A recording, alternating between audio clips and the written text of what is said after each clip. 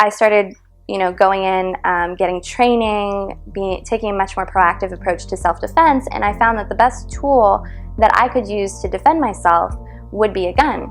Florida law prevented people from being able, law-abiding citizens, from being able to carry their guns on college campuses. My journey, I've been able to fight for campus carry in Florida, be able to kind of eliminate that gun-free zone so that women like myself and other survivors and other people will be able to protect themselves wherever they go. Shayna Lopez-Rivas, a campus carry advocate at Florida State University, spoke with NG2AS about her unexpected journey to Second Amendment activism following a horrific experience in a gun-free zone. Shayna, thanks so much for meeting with us. It's actually an honor to be working with you on this project. Can you talk a little bit about what led you to becoming a Second Amendment activist? I actually grew up in a very anti-gun liberal household in New Jersey.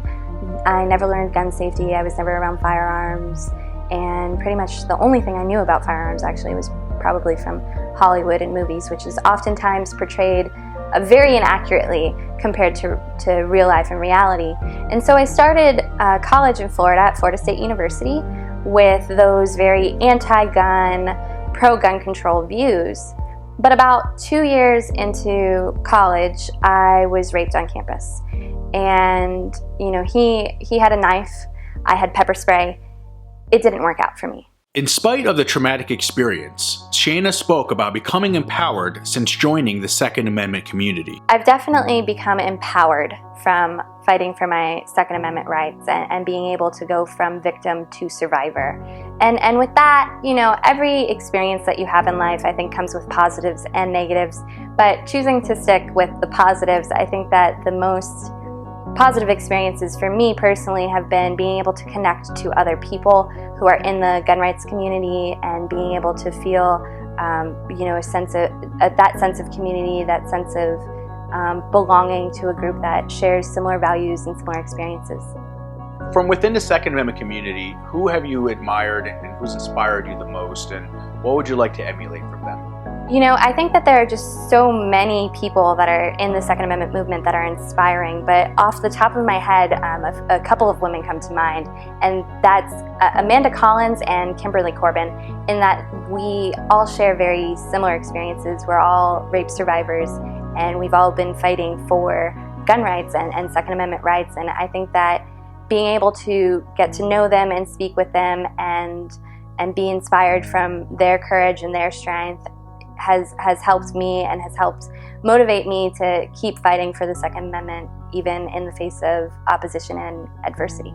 We hear a lot today about intersectionality. Do you believe that gun rights and women's rights are intersectional? I think that there definitely is intersectionality there between gun rights and women's rights. Gun rights is a woman's rights issue. It's the right to self-defense. It's the right to choose how you defend yourself. And as a woman, I'm not going to be bench pressing 400 pounds like certain senators or other men that might be doing that, and going up against somebody that is like that is stronger than you, that is faster than you, just knowing that women are physically not as strong or as fast as a man can be, and knowing that a gun can in fact be that great equalizer between a small 5'5", 5 foot petite woman who's going up against a 6 foot attacker.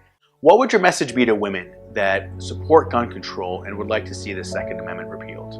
I would say that it's very unfortunate that they feel that way, but at the end of the day, just as I wouldn't be able to dictate how they protect themselves or their family, they shouldn't be able to dictate how I protect myself and my family. It ultimately comes down to choice. And I find it very ironic that these same women who are advocating this pro-gun control, anti-Second Amendment platform are the same women that are advocating that I should be able to have a right to choose what to do with my body, but then they don't want me to be able to protect my body the way I choose. Finally, how do you promote gun rights to an audience that is hesitant about or opposed to guns in general? First of all, I think it's really important to remember that you're not going to be able to change people's minds overnight. Second, through education, you're going to be able to counter these misconceptions and lies that are pushed out there by pro-gun control groups, and you're going to be able to do that with facts and evidence. And then lastly, you really need to make sure that you're not antagonizing people, instead that you're making a personal connection with them in order to much more effectively advocate for your platform, which is Second Amendment rights, and in my case, campus carry. If you are interested in empowering women like Shayna Lopez-Rivas in New Jersey and beyond, please consider donating or joining the NJ2AS so we can continue the fight for your rights.